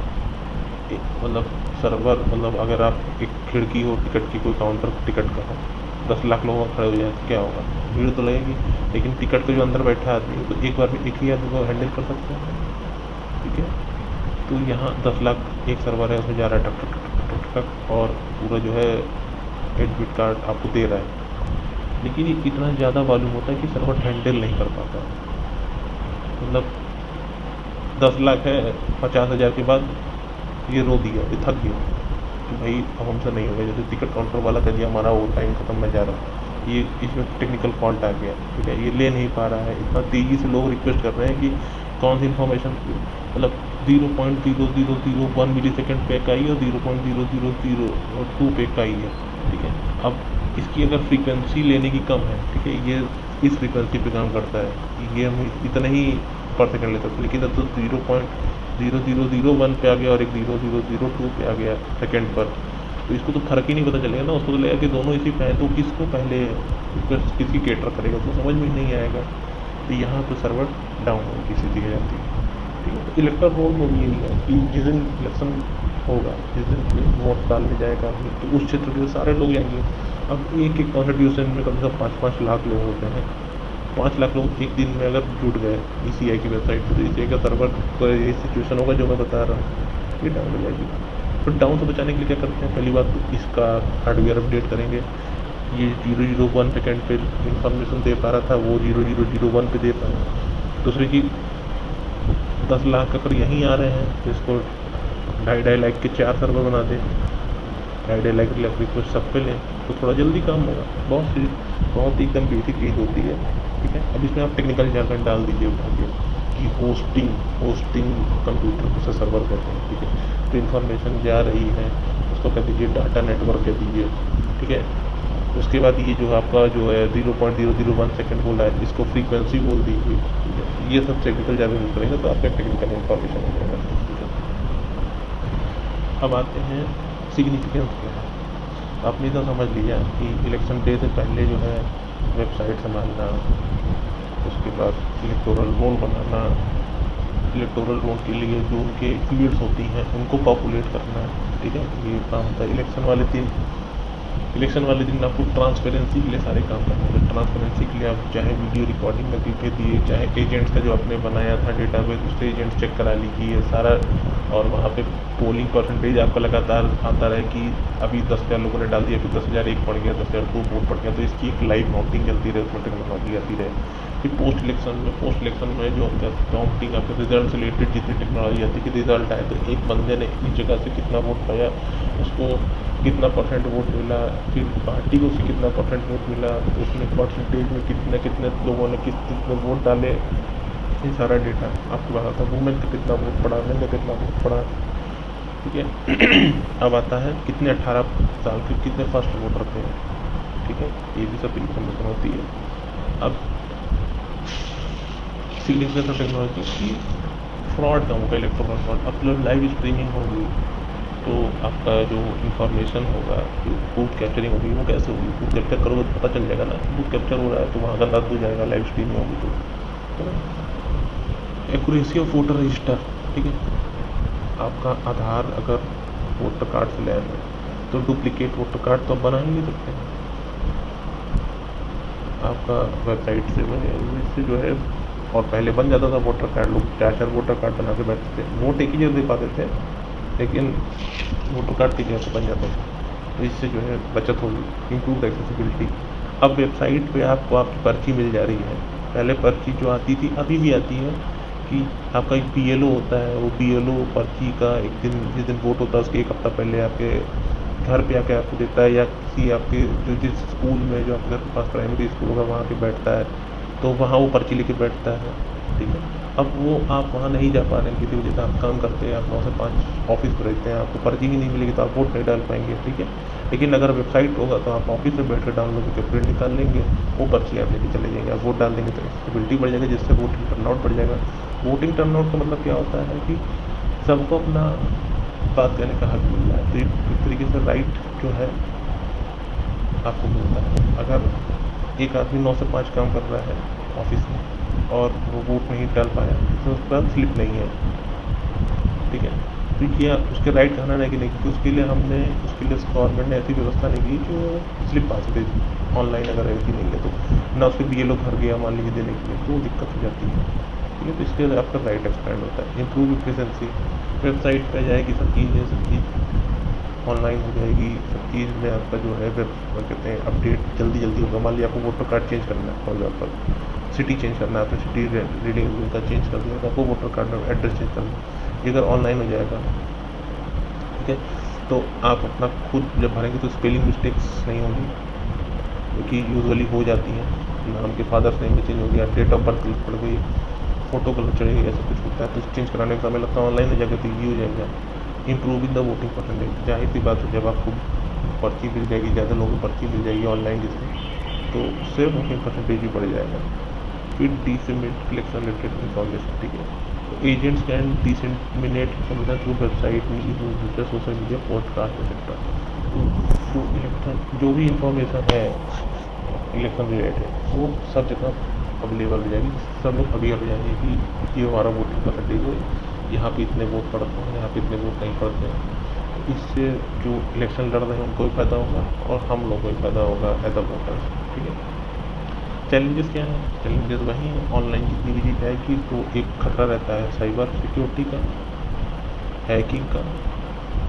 बहुत ही लेम वर्ड में मैं यूज़ कर रहा हूँ साइबर सिक्योरिटी, हैकिंग, ठीक है। लेकिन हम आते हैं इसमें थोड़ा सा टफ होता है कि डीप फेक क्या है?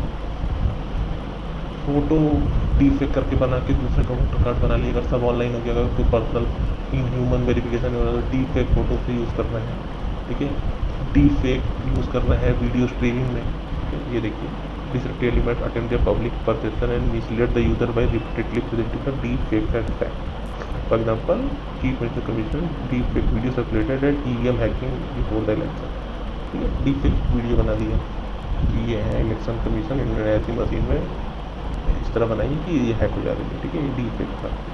वोटर मैनिपुलेशन, ये तो सबको पता है, Cambridge Analytica Donald Trump add दिखा रहे हैं, बहुत स्पेसिफिक ऐड दिखा रहे हैं डोनाल्ड ट्रंप के इलेक्शन कैंपेन का। जो न्यूज़ होती है, मतलब एक पर्टिकुलर तरीके की न्यूज़ दी जा रही है लोगों को, जिससे कि लोग पोलराइज हो रहे हैं, ठीक है। ये हुआ था, इसके लिए इसको खुलासा रसिया ने कर रखा था, ठीक है ना। देखिए, पर्सनल इन्फॉर्मेशन लिया गया था फेसबुक अकाउंट से, तो आपकी आइडियोलॉजी क्या है ना, आप किस तरफ लीनिंग है, आप लेफ्टिस्ट हैं कि राइटिस्ट हैं, तो आपको उस तरीके की न्यूज़ दी जाती है जिससे आपको मैनिपुलेट किया जा सके, ठीक है। साइबर सिक्योरिटी अटैक, हैक करके वेबसाइट से सारा डेटा निकाल लिया, वेरी गुड, है ना। तो ये भी एक है। लैक ऑफ अवेयरनेस वोटर, अब वोटर की लैक जो अवेयरनेस है, women voters have very little control over how they have been profiled by the social media. उनको पता ही नहीं होता कि वो इन्फ्लुएंस हो रहा है।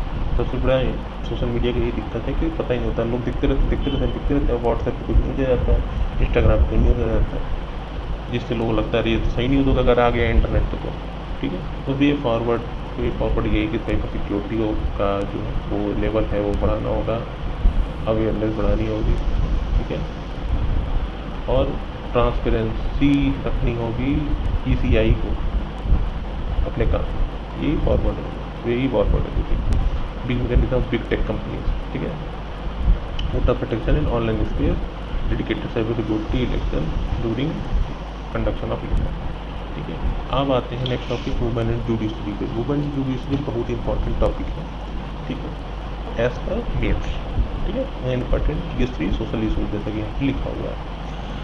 तो हम ये देख रहे हैं कि बहुत कम वुमेन है, women total working student subordinate को 35% है, हाई कोर्ट में 13 है और सुप्रीम कोर्ट में तो 12.5 है। तो जितना ऊपर जाते जा रही है कोर्ट का लेवल जितना बढ़ता जा रहा है उतना वुमेन पार्टिसिपेशन कम होता जा रहा है। तो इसके इशूज़ हैं, इसके सजेशंस हैं जो हम इस आर्टिकल में पढ़ेंगे, ठीक है। और आप उसे अगर नोट करना चाहेंगे तो नोट कर लीजिएगा, स्क्रीनशॉट लेना चाहें स्क्रीनशॉट ले लीजिएगा कि 5 ऐसे स्टेट हैं जहाँ पे महिला जज ही नहीं है, ठीक है। तो वुमेन इंक्लूसिविटी के लिए कम करना पड़ेगा उनको जजेस में। वुमेन इंक्लूसिविटी क्यों चाहिए? ये सबसे बड़ा क्वेश्चन तो ये होता है कि वुमेन इंक्लूसिविटी क्यों चाहिए।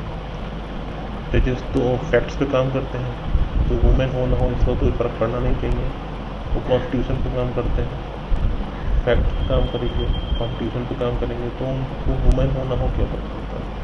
एक्चुअली वुमेन होने से जो फ़ायदा होता है, जो सबसे मेन इम्पॉर्टेंट जो एक सोशल इम्पोर्टेंस जो इसकी है वो ये है कि जो अदर लड़कियाँ होती हैं जो जज नहीं होती हैं, उन पर एक पॉजिटिव रिएक्शन होता है कि नहीं हम पढ़ेंगे तो कुछ बन जाएंगे, हम कुछ करेंगे तो हमारा नाम होगा, तो हमारी समाज में इज्जत होगी, ठीक है। और वो इंडिपेंडेंट हो जाती हैं उससे, ठीक है। तो हम जो डोमेस्टिक वायलेंस वगैरह देखते हैं उसमें रिडक्शन आता है अगर वो इंडिपेंडेंट हो, ठीक है। अगर डोमेस्टिक वायलेंस हो रहा है और आप इंडिपेंडेंट आप कमा रहे हो तो आप डाइवोर्स दे सकते हो इजीली, अगर आप नहीं कमा रहे हो तो आप नहीं डिवोर्स दे सकते हो जल्दी, ठीक है। और जैसे अगर जजेस वुमेन होगी, एक ये फैक्टर रहता है कि हम अगर कुछ करेंगे, हम पढ़ाई करेंगे तो हम भी जज बन सकते हैं, ठीक है। तो ये एक सोशल सिनेरियो, एक सोशल फिनोमिनन क्रिएट होता है अराउंड द वुमेन जेंडर, ठीक है। तो सिग्निफिकेंस देखिए क्या है, डाइवर्सिटी होनी चाहिए, ठीक है ना। जेंडर पर्सपेक्टिव रेलेवेंट बनाता है ये आपका वुमेन रिप्रेजेंटेशन, कि वुमेन है तो वुमेन की बात जो होती है वो वुमेन ज़्यादा बेटर तरीके से बता सकती है। इस एजम्पशन पे हम काम कर रहे हैं यहाँ पे, ठीक है ना। उसके एक्सपीरियंसेस डिफरेंट होते हैं, वो समझती हैं, वो अपने जो एक्सपीरियंसेस होती हैं और जो उनके कॉमन एक्सपीरियंसेस होते हैं वुमेन के, उनको वो बेटर समझ सकती हैं। पब्लिक ट्रस्ट बिल्ड होता है कि वुमेन अगर है वहाँ पे तो जो वुमेन अपनी फरियाद लेकर आएंगी जज के पास, अगर जज वुमेन ज़्यादा उनको दिखाएंगे तो उनको लगेगा कि मेरी बात ज़्यादा सुनी जा सकती है, ठीक है। मॉडर्नाइजेशन एंड रिफॉर्म्स, ठीक है। अब इतना मॉडर्न हो चुके हैं 21st सेंचुरी में, फिर भी जजेस में जो है वुमेन की जो स्कैरिटी है ये इसलिए अलार्मिंग है क्योंकि हर फील्ड में वुमेन जा रही हैं, हर हाई पोजीशन में वुमेन जा रही हैं, तो जजेस में भी क्यों नहीं, ठीक है। तो उसके बाद विजिबिलिटी ऑफ वुमेन, ठीक है। Women judiciary bring the more visibility and create a sense of belongingness among the women and other genders, जो कि मैंने भी बात करी थी कि अगर एक वुमेन फरियाद लेके जाए और सामने वुमेन जैसे तो उसको ज़्यादा साहस मिलता है अपनी बात रखने का, ठीक है। लोग रिप्रेजेंटेशन क्यों है, तो सबसे पहला है सोशल फैक्टर, लड़कियों की शादी हो जाना, मैरिज, और उनकी जो सोशल रिस्पॉन्सिबिलिटी होती है वो बढ़ जाती है आफ्टर मैरिज, फैमिली रिस्पॉन्सिबिलिटी बढ़ जाती है, जिस वजह से वो जज नहीं बन पाती। भाई जब आप 10 घंटा 12 घंटा जज कोर्ट में अब जज पे हाई प्रेशर काम करोगे तो आप सोशल रिस्पॉन्सिबिलिटी को नहीं निभा पाओगे, जो कि वुमेन का एक सबसे बड़ा प्रॉब्लम है।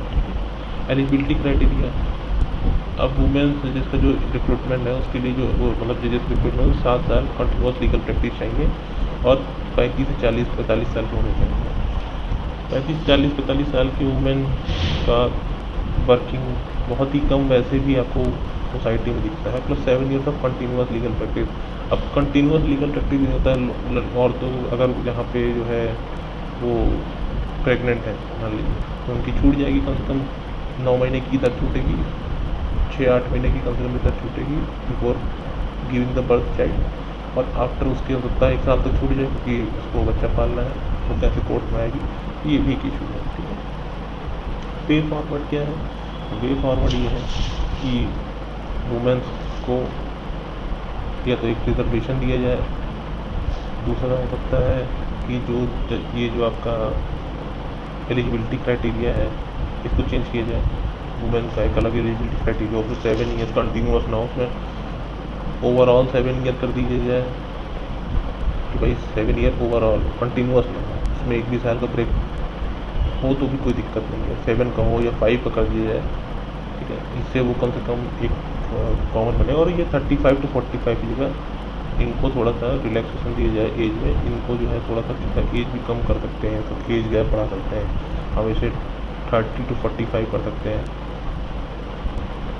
ठीक है। ये एज में बना सकते हैं जिससे जल्दी वुमेन जो है इसमें आ सकते हैं, ठीक है, उनका टाइम ज़्यादा हो ये करने के लिए। यंग फीमेल लॉयर की जो बात हो रही है यहाँ पे, ठीक है। Affirmative action at the bar, senior advocate women ज़्यादा प्रमोट करी जाए, reservation, high rate of promotion भी होना चाहिए। और दी एजुकेशन सिस्टम है that teachers work life balance such as child raising and domestic responsibility must be meaningful shape by both men and women. तो ये सब अगर वे फॉरवर्ड अगर हम आप ऐसी सोचा के रखेंगे तो हमारा हो पाएगा। फिर आता है नेशनल एस्पिरेशन ड्रॉप प्रोग्राम। ये भी सोसाइटी से रिलेटेड है कि इंडिया अगर एग्रीकल्चर नेशन है और इंडिया का 60% आबादी अभी विलेज में रह रहा है, तो हमें ब्लॉक के स्तर पर डेवलपमेंट करना पड़ेगा, तभी एक ओवरऑल डेवलपमेंट हो पाएगा। हम देखते हैं बेंगलोर में 10 मिनट में खाने की डिलीवरी हो जा रही है, 10 मिनट में ज़ेप्टो डिलीवर कर दे रहा है, लेकिन गाँव में 10 मिनट क्या 5 घंटे में एम्बुलेंस आ पाती है। तो ये ओवरऑल डेवलपमेंट तो नहीं है। हमारे मेगा सिटीज़ इतनी स्पीड से डेवलपमेंट हो रहा है, लेकिन गाँव में कोई डेवलपमेंट नहीं हो रहा है किसी भी चीज़ को लेकर। तो इसके लिए गवर्नमेंट ने एक प्रोग्राम बनाया है, एस्पिरेशनल ड्रॉप प्रोग्राम, ठीक है। अब ये देखिए इसमें वेरिएंट डेवलपमेंटल पैरामीटर्स पे ये डेवलप करना चाहते हैं गाँव को। तो इसके फैक्टर्स जो है वो है कवरेज, कितने ज़्यादा गाँव, कितने ज़्यादा ब्लॉक हम इसमें कवर कर सकते हैं, ठीक है। अभी तो 500 ब्लॉक्स को कवर करने की बजाय 31 स्टेट्स हैं। की इंडिकेटर्स आएंगे तो 15 की इंडिकेटर्स रहेंगे जिनमें डेवलपमेंट करी जाएगी, तो ओवरऑल डेवलपमेंट होगी, ठीक है। रैंकिंग निकाली जाएगी, तो रैंकिंग निकाली जाती है तो कंपटीशन का बिहेवियर आता है, इससे चीज़ें सही होती हैं, ठीक है।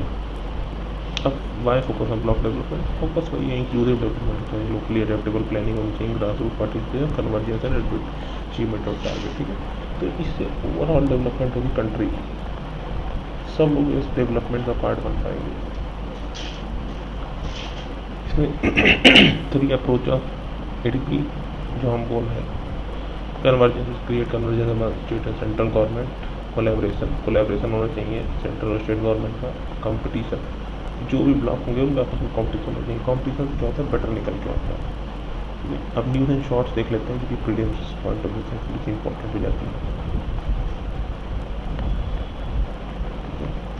तो पब्लिक सर्विस कंटेंट, तो पब्लिक सर्विस कंटेंट क्या है, जो भी हमारा social media, website, online OTT है, ठीक है।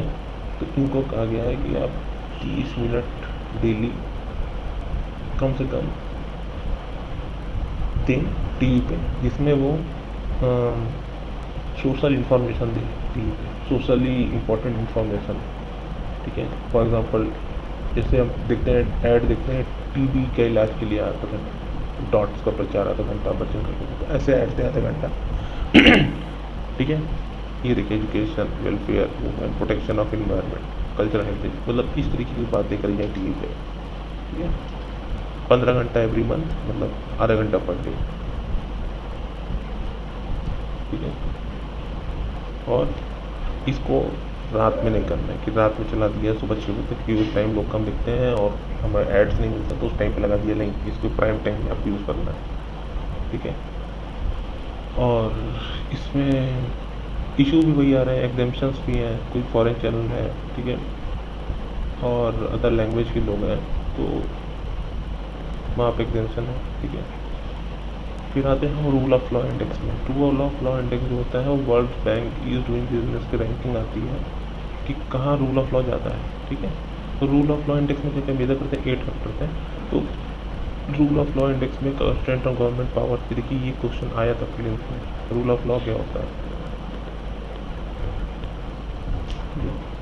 Absence of corruption, open government, fundamental right, order, security, regulatory, civil justice, criminal justice, 8 factor है। इसमें आपका रूल ऑफ लॉ इंडेक्स आता है, ठीक है।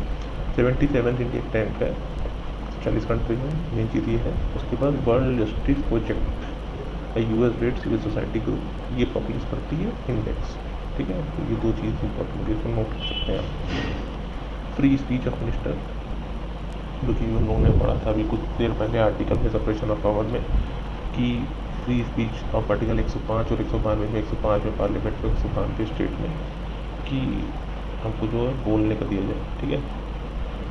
हमको पार्लियामेंट में बोलने का राइट हो, फंडामेंटल राइट आर्टिकल 19 और 21 के अंतर्गत, मतलब कोई और भी हो वो भी बोल सकता है और उनको भी एक्स्ट्रा पावर दी जाती है, ठीक है। तो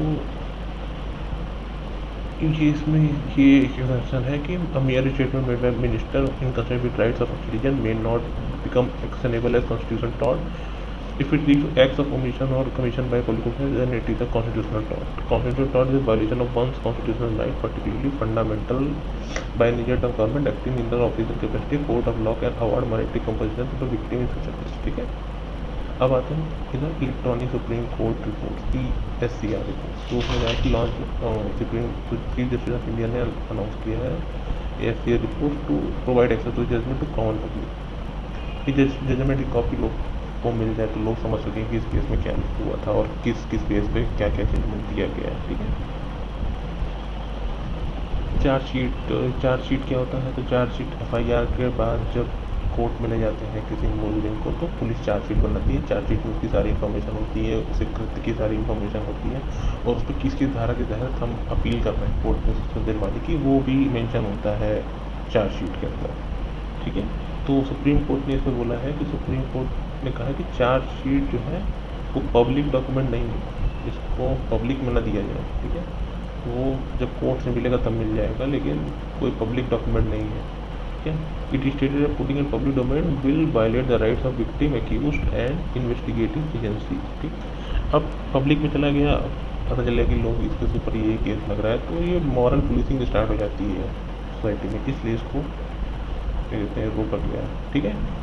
तो ये बोला गया कि चार्जशीट जो है फॉर्मल पुलिस रिकॉर्ड है, तो उसमें सारे लोगों का नाम होता है जो कस्टडी में होता है, ठीक है। और SP ने ये भी कहा है कि FIR की कॉपी 24 घंटे में ऑनलाइन भी चढ़ानी है until it is a sensitive case like, ठीक है। तो यहाँ पे हमारा पॉलिटी का सारा चीज़ कवर हो चुका है, ठीक है। पॉलिटी हमारी यहाँ पर पूरी कवर हो चुकी है विज़न की। तो आप कमेंट में ज़रूर बताइए कि आपको ये कैसा लगा ये वीडियो, और इसका हम जो है जो बाकी आपके टॉपिक्स हैं IR है और आपका इकोनॉमी है, ये भी हम सारे वीडियोस लाएंगे। इस वीडियो को हमने छोटा रखा है इस वजह से आप इसको जो पढ़े था आपको सारी जानकारी एक जगह मिल जाए और जानकारी मिलने के बाद आप एक छोटा सा नोट बना सकें और आप इसे बार बार रिवाइज कर सकें अपने नोट से, ठीक है। इंटरनेशनल रिलेशन का वीडियो बहुत ही जल्द आप चढ़ाएंगे इस वीडियो पे जनवरी मंथ का। इसके बाद हम जो है सारे वीडियोस हर मंथ की हम इसमें विजन की PT को कवर विजन के मंथली PT को कवर करेंगे। Okay, thank you.